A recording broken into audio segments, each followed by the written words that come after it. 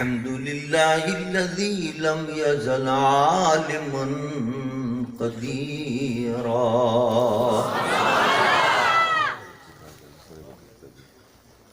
حيا قيوما سميعا بصيرا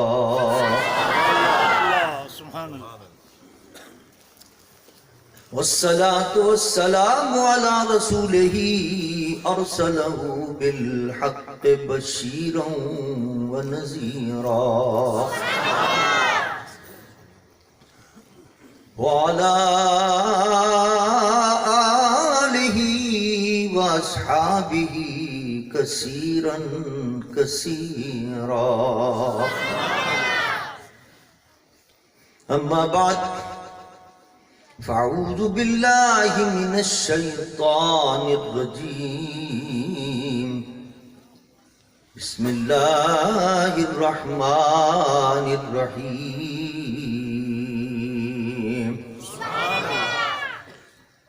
الرحمن علم القرآن سبحان اللہ خلق الإنسان علمه البيان سبحان اللہ سبحان اللہ صدق الله وصدق رسوله النبي الأمين الكريم ونحن على ذلك لمن الشاهدين والشاكرين والحمد لله رب العالمين سبحان اللہ إن الله وملائكته يصلون على النبي يا أيها الذين آمنوا صلوا عليه وسلموا تسليما بلد واحد رشي پڑھ لیا الصلاة والسلام عليك يا رسول الله الصلاة والسلام عليك يا حبيب الله الصلاة والسلام عليك يا رحمة للعالمين وعلى آلك وأصحابك يا شفيع المذنبين سبحان اللہ حمد و صلاة کے بعد مقتدر علماء کرام، میرے واجب الاحترام بزرگوں، میرے عزیز دوستوں، اہلیان بلو کی قابل مبارکباد ہیں جنہوں نے عظیم الشان اور ایمان افروز محفل میلاد مصطفیٰ صلی اللہ علیہ وسلم یہاں سجائی ہے۔ الحمدللہ سبحان اللہ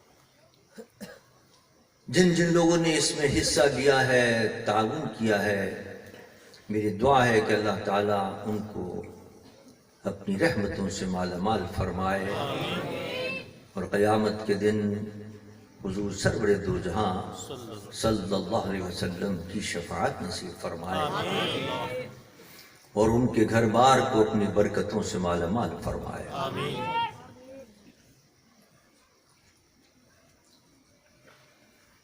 الحمدللہ ہماری آج کی اس محفل مبارک کے اندر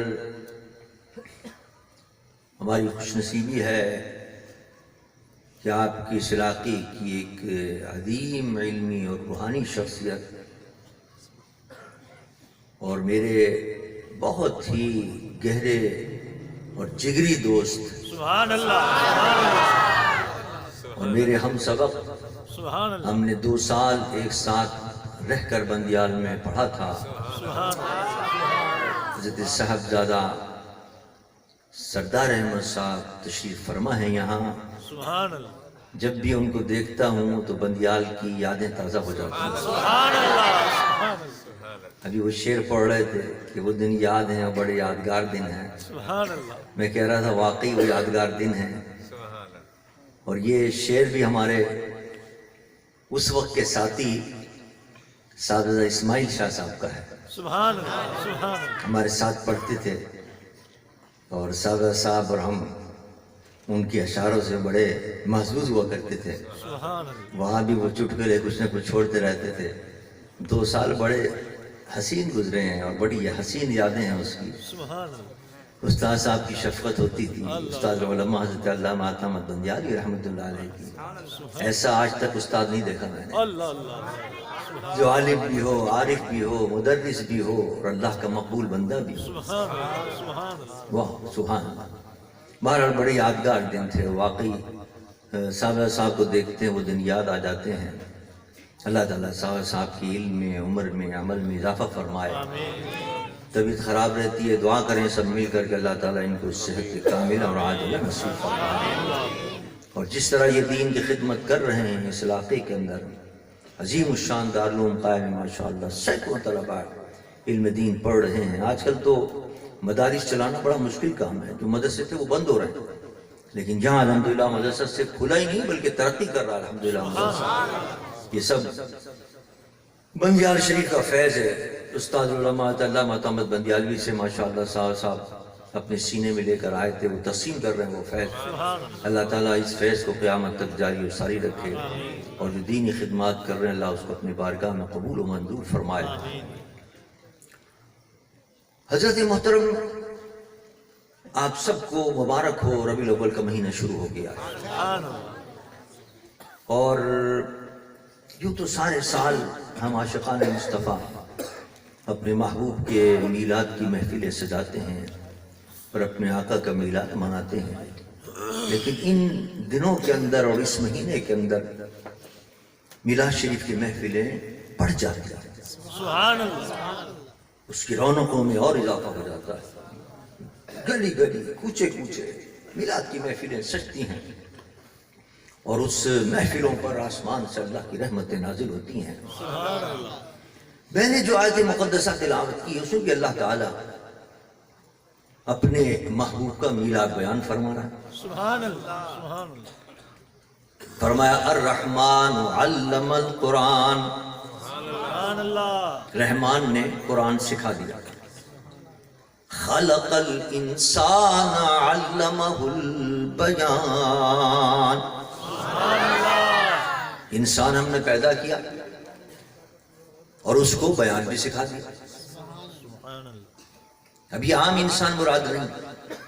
علماء فرماتے ہیں الف لام اس پہ لایا گیا ہے خاص انسان مراد. سبحان اللہ. اور انسان خاص کون ہے؟ وہ میرے آپ کے آقا حضور سرور ذات، حضور سرور کائنات صلی اللہ علیہ وسلم کی ذات گرامی مراد ہے. سبحان ہم نے اپنے محبوب کو پیدا کیا. سبحان اللہ. اب دیکھیے یہاں ایک بات قابل غور ہے. پہلے فرمایا الرحمن علم القرآن. رحمان نے قرآن سکھا دیا. جس کو سکھایا وہ بھی حضور کو سکھایا. سبحان اللہ. حضور پر نازل فرمایا اللہ تعالیٰ نے قرآن پاک. اپنے محبوب کو قرآن سکھا دیا. لیکن ترتیب آپ دیکھیں قرآن کی آیت میں پہلے فرمایا الرحمن علم القرآن. رحمان نے قرآن سکھا دیا اپنے محبوب کو. حضور مراد سبحان. علماء فرما رہے ہیں. اور آگے فرمایا ہم نے انسان کامل حضور کو پیدا فرمایا. سبحان اللہ. حالانکہ ہونا یہ چاہیے تھا پہلے ہوتا خلق الانسان، پھر ہوتا علم القرآن کہ ہم نے پہلے پیدا کیا. پہلے انسان پیدا ہوتا ہے، پیدا ہونے کے بعد پھر وہ مکتب میں جاتا ہے، سبحان اللہ. استاد کے سامنے بیٹھتا ہے اور اس کے بعد پھر وہ پڑھتا ہے. تو پڑھنے کا تو بعد میں مرتبہ آتا ہے، پہلے تو پیدا ہونے کا مرتبہ آتا ہے. اللہ اللہ. اور یہاں اللہ تعالیٰ پہلے علم کا ذکر فرما رہا ہے سبحان اللہ. کہ ہم نے اپنے محبوب کو علم سکھا دیا اور اس کے بعد فرما رہا ہم نے محبوب کو پیدا کیا. اللہ. یعنی قابل غور بات ہے. پہلے آنا چاہیے تھا پیدا کیا، اس کے بعد آنا چاہیے تھا کہ ہم نے سکھایا. نہیں، اصل بات یہ ہے کہ خلق الانسان سے حضور کے اس بشری پیدائش کا ذکر ہو رہا ہے جو 12 ربیع الاول کو حضور جلوہ گر ہوئے. لیکن اللہ نے اپنے محبوب کے نور کو اس وقت پیدا کیا جب کائنات میں کچھ بھی نہ تھا. سب سے پہلے مصطفیٰ کے نور کو پیدا کر کے ساری کائنات کا علم مصطفیٰ کو عطا فرما دیا. اس لیے فرمایا الرحمن علم القرآن. رحمان نے اپنے محبوب کو قرآن دے دیا، سکھا دیا. اور کب سکھایا؟ جب وہ نور تھے، سبحان اللہ اس نور کو ہم نے علم عطا کیا. سبحان اللہ اور صرف یہ نہیں کہ حضور نے سیکھ لیا، بلکہ حدیث میں آتا ہے کہ حضور فرشتوں کو سکھایا کرتے تھے. اللہ خود سیکھا، پھر دوسروں کو سکھایا، دوسروں تک علم کو پہنچایا. اور پھر وہ نور حضرت آدم کی پیشانی میں آیا، حضرت نوح کی پیشانی میں آیا، حضرت ابراہیم کی پیشانی میں آیا، حضرت عبد المطلب کے پیشانی میں آیا، حضرت عبداللہ کے پیشانی میں آیا، اور حضرت بی بی آمنہ کے پیٹ میں جلوہ گر ہو کر 12 ربیع الاول کو انسانی پیکر میں جلوہ گر ہو گیا. سبحان اللہ اس کو فرمایا خلق الانسان علمہ البیان. سبحان اللہ علی کا نعمت. اب یہاں نبی کے علم کو دیکھیے، اللہ نے مصطفیٰ کو پیدا کیا اور علم سے پہلے نواز دیا، اور علم بھی کتنا عطا کیا، کتنا علم عطا کیا. ان 2 لفظوں میں بیان کر دیا، الرحمن علم القرآن. سبحان اللہ کتنا علم ہے نبی کا، اس 2 لفظوں میں بتا دیا. فرمایا ہم نے کیا اندازہ کرو محبوب کے علم کا، بس یہ سمجھ لو ہم نے قرآن سارا پڑھا دیا مصطفیٰ کو، سبحان اللہ قرآن سارا سکھا دیا. قرآن کیا ہے؟ اللہ فرماتا ہے بلا رطب ولا یابس الا فی کتاب مبین. سبحان اللہ سبحان اللہ کائنات کے اندر کوئی خشک و تر چیز ایسی نہیں جس کا ذکر ہم نے قرآن میں نہ رکھ دیا. اللہ کائنات کی ہر چیز کا علم اللہ فرماتا ہے ہم نے قرآن پاک میں رکھ دیا. اللہ، لیکن اس کے لیے نظر چاہیے جس کو اللہ علم بتا دے. سبحان اللہ حضرت علی فرماتے ہیں میرا کوڑا بھی اگر دھل جائے اور نہیں مل رہا ہو تو وہ بھی میں قرآن سے بتا دوں گا کہ کہاں ہے کوڑا. اللہ ہر چیز کا علم، ولارت بھی بلا جاوے سے. اللہ فرماتا ہے کوئی چیز ایسی نہیں ہے جس کا علم میں نے قرآن میں نہ رکھا ہو. اور اس قرآن کے لیے اللہ فرماتا ہے الرحمن علم القرآن. وہ قرآن ہم نے مصطفیٰ کو سکھا دیا.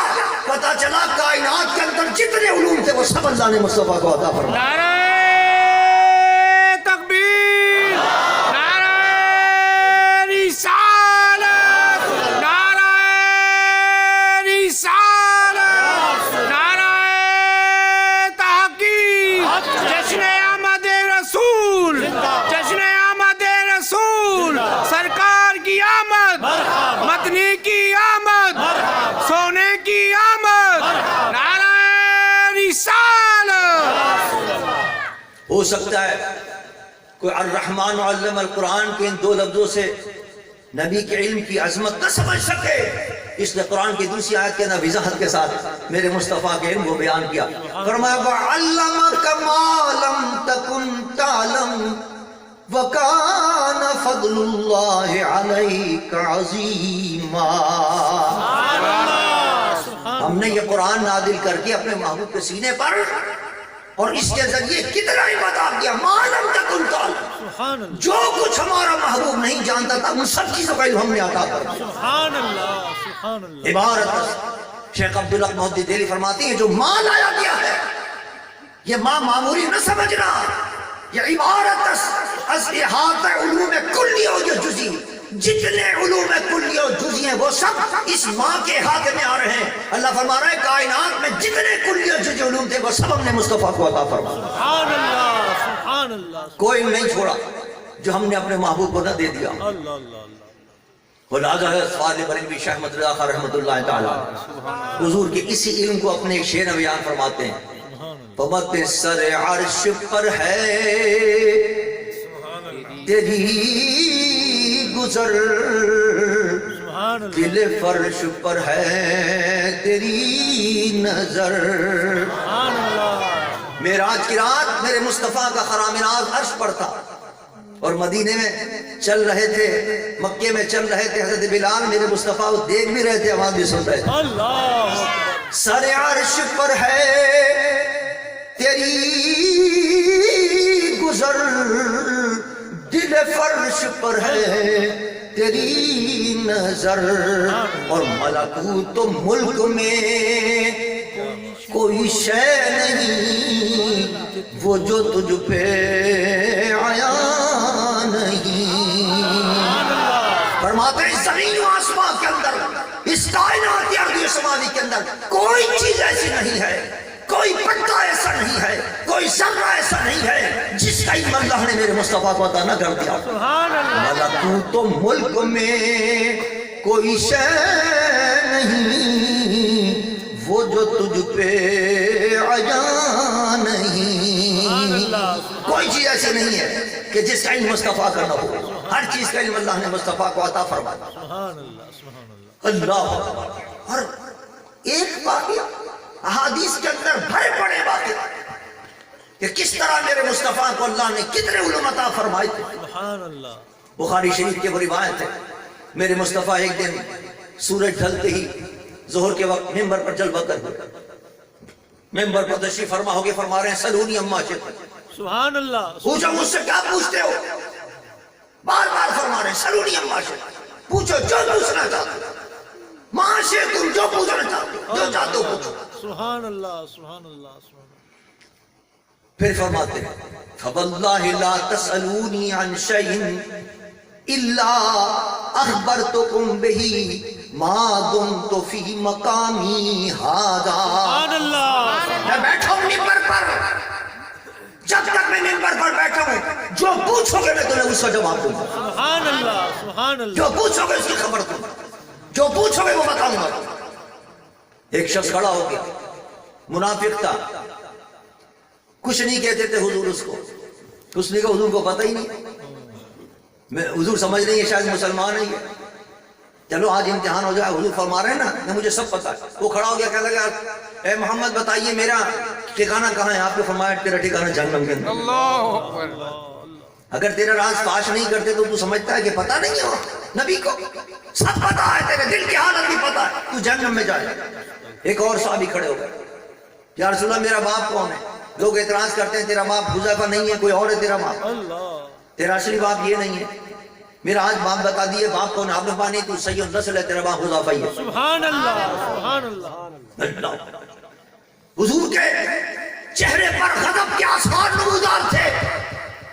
حدیث میں آتا ہے حضرت عمر سے کھڑا نہیں ہوا گیا، گھٹنوں کے بل کھڑے ہو کر ہاتھ جوڑ کے عرض کرتے ہیں یا رسول اللہ رضینا باللہ ربا وبالاسلام دینا وبمحمد نبیا۔ سبحان اللہ یا رسول اللہ ہم اللہ کے رب ہونے پر راضی ہو گئے، اللہ نے ہمیں اسلام عطا کیا، اس کے دین ہونے پر راضی ہو گئے، آپ جیسے نبی اللہ نے ہمیں عطا کیا، ہم راضی ہو گئے، ہم راضی ہو گئے، ہمیں معاف فرما دی۔ اللہ اللہ اللہ پھر جا کے حضور کا غصہ ٹھنڈا ہوا۔ اللہ آپ نے اندازہ کیا، اس حدیث سے اندازہ کیجئے، دو باتیں پتہ چلی، حضور کے اوپر کیا کیا ظلم نہیں ڈھائے گئے، اور کیسی کیسی تکلیفیں نہیں دی گئیں مکہ شریف کے اندر۔ حضور کو کانٹے بچھا دیا کرتے تھے، حضور کے پاؤں مبارک زخمی ہو جاتے تھے، طائف کے بازاروں میں کیسے سنگباری کی ہے، حضور کے پاؤں مبارک لہو لہا ہو گئے، جوتی مبارک خون سے بھر گئی، لیکن بددعا نہیں دے رہے، اللہ ناراض نہیں ہو رہے، کانٹے بچھا رہے ہیں ناراض نہیں ہو رہے۔ قابل غور ہے یہ بات، لیکن جب میرے مصطفیٰ کے علم پر اعتراض کیا کہ حضور کو تو کچھ پتہ نہیں ہوتا، حدیث میں آتا ہے یہ اعتراض تھا بعض لوگوں کا، اس پر حضور ناراض ہوئے، کھڑے ہوئے، فرمایا پوچھو مجھ سے کیا پوچھنا چاہتا، جو پوچھو میں بتاؤں گا۔ اس سے پتہ چلا حضور کی کسی شان پر اگر کوئی اعتراض کرے حضور سب معاف کر دیتے ہیں، لیکن اگر شان مصطفیٰ پر اعتراض ہو حضور معاف نہیں فرماتے، اللہ کوئی گستاخی کرے حضور معاف نہیں فرماتے۔ آج بڑے تنگ طرح سے کہتے ہیں حضور تو بڑے رحم دل تھے، حضور نے تو بڑا معاف کر دیا تھا، آسیہ کو بھی معاف کر دو، حضور تو معاف کرنے والے ہیں، لیکن وہ بھول جاتے ہیں کہ جہاں میرے مصطفیٰ نے ایسے لوگ جب مکہ معظمہ کے اندر پکڑ کے لائے گئے جنہوں نے حضور کو ایذائیں پہنچائیں تھی، تکلیف پہنچائیں تھی، تلوار لیے کھڑے تھے صحابہ کے، حکم ہو حضور کا سب کی گردن اڑا دیں، لیکن سرکار نے فرمایا لا تصریف علیکم اليوم انتم الطلقاء، سبحان آج تم سے کوئی بات پوچھنے کو جاؤ، میں نے تم سب کو آزاد کیا، اللہ اللہ اللہ سب کو معاف کر دیا، سب کو رہا کر دیا، لیکن وہ شخص جو نبی کی گستاخی کرتا تھا اس کو فرمایا جاؤ اس کو قتل کر دو، اس کا سر قلم کر دو۔ صحابہ نے کہا یا رسول اللہ وہ تم خانہ کعبہ میں چلا گیا ہے، خانہ کعبہ کے پردوں کے پیچھے چھپ گیا ہے، خانہ کعبہ کے خلاف کو پکڑ لیا ہے، فرمایا وہاں ہی جا کر اس کو قتل کرو۔ اللہ اللہ اللہ یہ نہیں دیکھتے، بس ایک ہی حدیث سناتے ہیں ادھر کہ حضور نے معاف کیا، لیکن گستاخ مصطفیٰ کو معاف کرنا یہ اسلام میں نہیں ہے۔ نبی کے گستاخ کو سزا دینا ہے اسلام کے اندر۔ آسیہ مسیح کو اگر یہ اسلامی حکومت ہے اور عمران خان صاحب اگر ریاست مدینہ کہتے ہیں میں ریاست مدینہ کا قانون نافذ کروں گا، ریاست مدینہ کا قانون یہ ہے، ریاست مدینہ کا اصول یہ ہے کہ اگر خانہ کعبہ کے غلافوں کے پیچھے بھی گستاخ مصطفیٰ چھپ جائے تو وہاں بھی اس کو ماننا چاہیے۔ گستاخ رسول کی ایک سزا، سرتن سے جدا، گستاخ رسول کی ایک سزا۔ سرتن سے جدا، انشاءاللہ میں نے ایک قومی تحفظ ناموس رسالت علماء مشائخ کنونشن بلایا، انشاءاللہ پاکستان بھر کے مشائخ جمع ہو رہے ہیں کثیر تعداد کے اندر۔ انشاءاللہ اس میں ہم اپنے ایک لائن کا اعلان کریں گے کہ پاکستان کے علماء مشائخ کیا چاہ رہے ہیں، اور پاکستان کے اندر جو عمران خان صاحب اعلان کر رہے ہیں ریاست مدینہ کا قانون، ریاست مدینہ کا کیا قانون ہونا چاہیے اور کیا قوم چاہتی ہے پاکستان کی قوم، انشاءاللہ اس کے اندر کل عمل کا اعلان ہوگا۔ پاکستان بھر کے مشائخ جمع ہو رہے ہیں۔ اللہ تعالی ہمارے حکمرانوں کو عقل سلیم عطا فرمائے اور ہدایت عطا فرمائے کہ یہ یورپ کو خوش کرنے کے بجائے اللہ کے رسول کو راضی کرے۔ سبحان اللہ۔ ہاں، یہ چند ڈالروں کی عوض یورپی یونین کا بڑا دباؤ ہے کہ آسیہ مسیح کو بھیج دو، اب خبریں آ رہی ہیں کہ بھیج بھی دیا ہے ان کا، چاہتے ہیں کہ چند ڈالر مل جائیں۔ کس کام کے وہ چند ڈالر جو میرے مصطفیٰ کی ناموس کو پامال کر کے ملے؟ نہیں چاہیے ہمیں ایسے ڈالر۔ ناموس مصطفیٰ کی حفاظت کرو، دیکھو غیب سے کس قدر برستی ہے رحمت اللہ۔ سبحان اللہ، سبحان اللہ۔ اللہ کی نام و اکرام کی بارشیں ہوگی، نہیں ضرورت رہے گی تمہیں کسی ڈالر کی۔ بات کہیں سے کہیں پہنچ گئی، عرض کر رہا تھا کہ دیکھیے حضور ناراض ہو گئے، غصے ہو گئے، صحابہ کی ہمت نہیں ہوئی کہ حضور کے بعد حضرت عمر نے ہاتھ جوڑ کر رسول اللہ صلی اللہ علیہ وسلم معاف فرما دیجیے، غلطی ہو گئی ہم سے۔ پھر حضور کا غصہ ٹھنڈا ہوا، پتہ چلا میرے مصطفیٰ کے علم پر، میرے مصطفیٰ کی کسی شان پر جو اللہ نے اوصاف مصطفیٰ کو عطا کی اس پر اعتراض نہیں کرنا چاہیے۔ جو اعتراض کرتے ہیں وہ اپنے ایمان کو خراب کرتے ہیں، جو حضور کے علم پر اعتراض کرتے ہیں، حضور کے علم غیب پر اعتراض کرتے ہیں، حضور کے علم غیب ہی نہیں کرتے۔ سینکڑوں حدیث بھری پڑی کہ حضور نے کیسی کیسی خبریں عطا فرمائی۔ سبحان اللہ۔ صحابہ کہتے ہیں حضور ایک روز منبر پر تشریف فرما ہوئے اور قیامت کا ذکر کیا، اور قیامت سے پہلے جتنے واقعات آنے تھے میرے مصطفیٰ نے سارے کے سارے واقعات بیان فرما۔ سبحان اللہ۔ جس نے یاد رکھا، جو بھول گیا وہ بھول گیا۔ اب قیامت کتنی دور ہے، کب آئے گی ہمیں پتہ نہیں۔ حضور کے زمانے اقدس سے لے کر قیامت تک کے واقعات حضور سب بیان فرما رہے ہیں۔ سبحان اللہ، سبحان کیا علم اللہ نے اپنے محبوب عطا فرمایا۔ ملکوت و ملک میں کوئی شے نہیں وہ جو تجھ پہ عیاں ہے۔ اللہ، سبحان اللہ۔ اور صرف یہ نہیں کہ اللہ نے اپنے محبوب کو علم عطا فرمایا، علم غیب کیا صرف حضور نے اپنے پاس رکھا کوئی؟ اللہ اللہ۔ اللہ نے فرما دیا کہ فَلَا يُظْهِرُ عَلَى غَيْبِهِ أَحَدًا إِلَّا مَنِ ارْتَضَىٰ مِن رَّسُولٍ۔ سبحان اللہ۔ یہ جو غیب کا علم ہوتا ہے یہ خاص علم ہے۔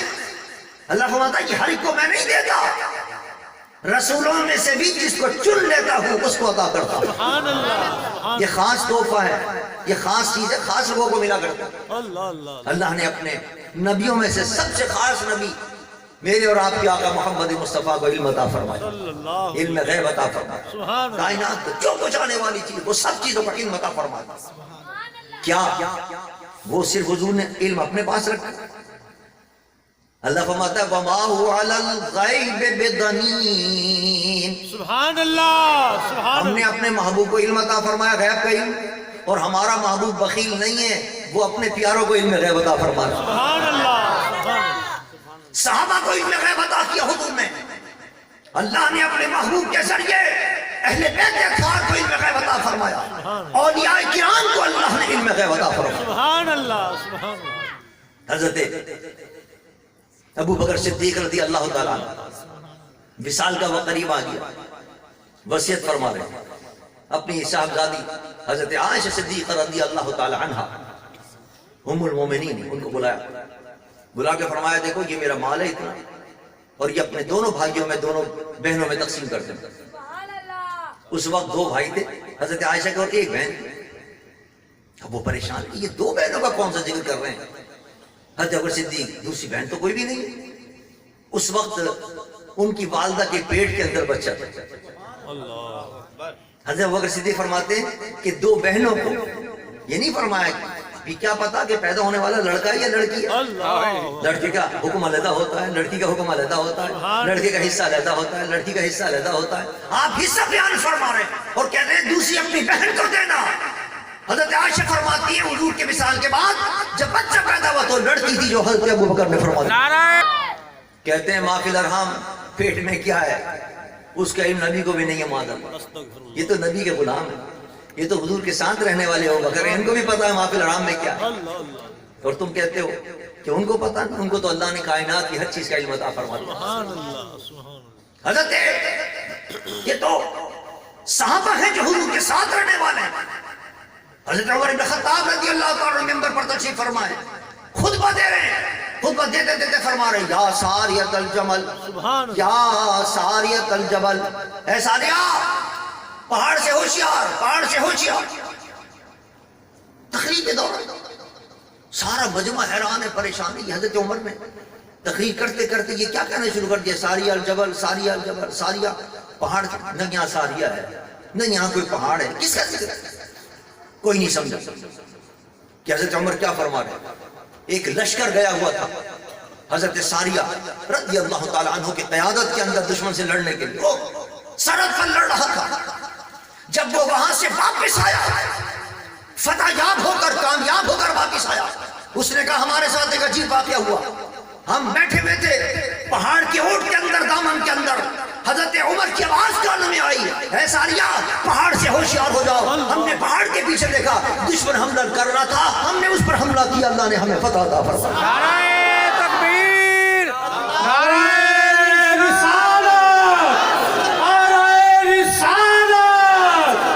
سبحان اللہ، سبحان اللہ. صرف علمی نہیں ہے، اتنی دور سے بیٹھ کر حضرت عمر صرف دیکھ نہیں رہے، صرف علمی نہیں آ رہا بلکہ مدد بھی فرما رہے ہیں. سبحان اللہ. وہ کہتے ہیں اللہ کے ولی کیسے مدد کریں گے؟ غوث پاک نے بیڑے کیسے ترا دیے اتنی دور؟ حضرت خواجہ بہاؤالدین نقشبند رضی اللہ تعالیٰ عنہ فرماتے ہیں کہ میں ساری روئے زمین کو ایک انگوٹھے کے مانند دیکھتا ہوں، ناخن کے مانند دیکھتا ہوں. اللہ. تو یہ اللہ کے ولی کیسے مدد کرتے ہیں؟ حضرت عمر مسجد نبوی میں بیٹھ کر سرحدوں پہ پہاڑ جو لڑ رہے ہیں مجاہدین ان کی مدد فرما رہے ہیں وہاں سے بیٹھ کر. سبحان اللہ، سبحان اللہ. پتہ چلا اللہ کے ولیوں کو اللہ نے یہ طاقت عطا کی ہے کہ غیب کا علم بھی ان کو عطا کیا ہے، نگاہ بھی عطا کی ہے اور دست قدرت بھی عطا کیا ہے، سبحان اللہ. طاقت بھی عطا کی ہے، جہاں چاہیں جس طرح چاہیں مدد فرما سکتے ہیں. اور پھر یہ تو حضور کے پاس رہنے والوں کی شان ہے، یہ تو حضور کے صحابہ کی، حضور کے خلفاء کی شان ہے. سبحان اللہ. حضور نے تو اپنے ولیوں کو بھی عطا فرمایا. سبحان اللہ. حضور کے ساتھ رہنے والوں کا تو بڑا مقام ہے. اللہ نے اپنے محبوب کے صدقے میں محبوب کا نام لینے والے اولیاء کو بھی علم غیب عطا فرما دیا. حضرت تو مجھے بڑا واقعہ یاد آتا ہے جامی رحمت اللہ علیہ کا. جامی رحمت اللہ علیہ کو شوق تھا کہ کوئی ولی کامل ملے جس سے میں بیعت ہو جائے. سبحان اللہ. آج کل تو جھوٹے پیر بڑے ملیں گے آپ کو، نہ نماز کے، نہ روزے کے، نہ حج کے، نہ زکوٰۃ کے، نہ علم پڑھا، نہ کچھ، ننگ دھڑنگ بیٹھے میں دو چار گالیاں دے کر لوگ ایسا یہ بہت بڑا ولی ہے. یہ نشانی نہیں ہے ولایت. جامی تلاش کر رہے ہیں کوئی کامل ولی ملے، اللہ. علم کے اندر بھی ہو، اخلاق کے اندر بھی ہو، تصوف کے اندر بھی ہو، کوئی کامل مل جائے. تلاش کرتے پھر پتہ چلا کہ ایک جگہ پر عبید اللہ حرار کے نام سے بہت بڑے ولی کامل. سبحان اللہ، سبحان اللہ. چلے چلو دیکھتے کیسے ولی ہیں، اگر اچھے ہوئے واقعی کامل ہو تو بیعت ہو جاؤں ہم سے. پہنچے آستانے پر، حضرت عبید اللہ حرار رحمۃ اللہ علیہ دیکھا وہ گھوڑے بندھے ہوئے تھے، اور گھوڑے جس کھوٹے سے بندھے ہوئے تھے وہ بھی سونے کا تھے. اللہ. لکڑی کا کھوٹا ہوتا ہے نا جی جی. جس سے گھوڑوں کو باندھتے ہیں، گدھوں کو باندھتے ہیں. گدھے اور گھوڑے جو بندھے ہوئے تھے وہ کھوٹے بھی سونے کے تھے. اللہ. حضرت جامی کہنے لگی یہ کیسے فقیر ہے، یہ کیسے ولی ہے، یہ ٹھاڑ واڑی کی یہ شان شان. آخر شاعر تو بہت بڑے تھے. سبحان اللہ.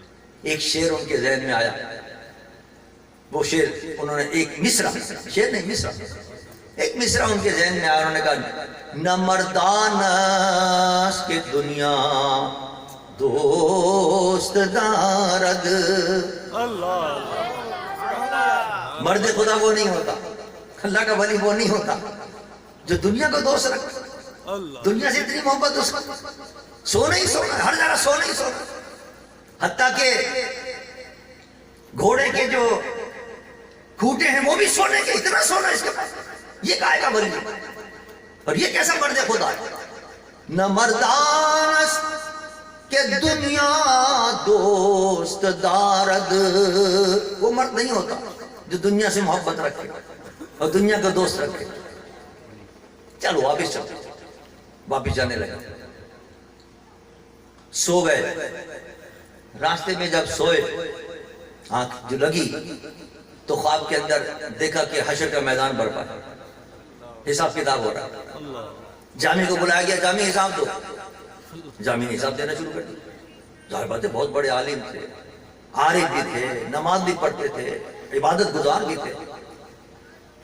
حساب کتاب ہوا. حساب کتاب کے اندر نیکیاں بھی بہت ساری تھی، برابر ہو گیا حساب. جب جانے لگے تو ایک آدمی آ گیا، اس نے کہا جامی تم نے فلاں دن مجھ سے قرض لیا تھا، وہ ابھی تک تم نے ادا نہیں کیا، وہ قرض مجھے دو. جامی نے کہا اس وقت تو میرے پاس کچھ نہیں. اللہ نے فرمایا کہ ہمارا تو اصول ہے اور قانون ہے، اگر نہیں دیتے اس کو جو اس کا قرض ہے تو پھر تمہاری نیکیوں میں سے اس کو نیکی دے دی جائے گی، تو تمہاری نیکیاں کم ہو جائیں گی، تم جاؤ جہنم. اب تو جامی بڑے پریشان کہ کیا کروں، یہ نیکیاں اس کو دے دوں گا تو جہنم میں جانا پڑے گا، پیسے وہاں کہاں کہ دیکھا کہ ایک بزرگ چلے آ رہے ہیں. خواب میں دیکھا ایک بزرگ چلے آ رہے ہیں، سفید بزرگ. فرمایا جامی کیا معاملہ ہے؟ انہوں نے کہا صاحب یہ قرضدار آ گیا اور یہ قرض مانگ رہا ہے، میرے پاس تو کچھ نہیں. آپ نے سونا نکالا اور دے دیا، لو میاں یہ جامی کی طرف سے سونا لو اور چلے جاؤ. جامی کی آنکھ کھلی، دل پر چوٹ لگی کہ یہ تو وہی اللہ کے ولی لگتے ہیں جن پر میں اعتراض کر کے آیا تھا. پہنچے دوڑتے ہوئے واپس، دیکھا جن کو خواب میں دیکھا تھا حضرت عبید اللہ حرار تشریف فرمائے، مسکرا رہے ہیں. پہنچے حضور بیعت ہونا چاہتا ہوں آپ سے. آپ نے کہا جامی بیعت تو ہم بعد میں کریں گے، وہ ذرا مصرع تو سناؤ جو تم رات کو گنگنا رہے تھے. خود کہا تھا، کسی کو بتایا نہیں مصرع. یہ اللہ نے علم عطا کیا اپنے ولیوں کو، کوئی پتہ نہیں، خود اپنے ذہن کے اندر آیا تھا، کسی کو پڑھ کے بھی نہیں سنایا. ذہن میں بات تھی، عبید اللہ حرار کو پتہ چل گئی کیا کہہ رہا ہے اور کیا گمان لے کر جا رہا. فرمایا نہیں وہ مصرع سنا. اب شرمندہ ہو گئے. حضرت جامی نہیں، حضرت ایسی کوئی بات نہیں، وہ سناؤ مصرع سناؤ، تم نے کچھ کہا تھا. آخر مجبوراً سنایا ہوں. حضرت یہ میں نے مصرع کہا تھا. آپ نے فرمایا پورا شعر تو کرو نا. شعر تو 2 مصرعوں کا ہوتا ہے، تم نے 1 مصرع کہا ہے، یہ دوسرا مصرع ہماری طرف سے ملا ہو. کیا ہے شعر؟ یا ہوگا نہ مردانس کہ دنیا دوست دارد، اگر دارد، یہ شعر یہ مصرع آگے ملا ہو، اگر دارد برائے دوست دارد.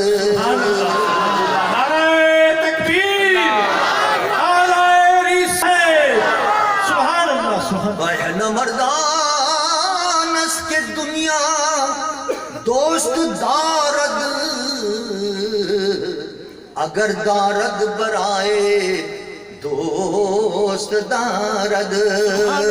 جامی تو نے صحیح کہا، وہ مرد خدا نہیں ہوتا جو دنیا سے محبت رکھے. ہاں اگر وہ دنیا رکھتا ہے تو دوستوں کے لیے دنیا رکھتا ہے، کام آ جاتا ہے. یہ دنیا ہم نے اسی رکھی بھی تھی تیرے کام آ جاتا، اور تیرے کام آ گئی تو جب نے جنت میں بھیج.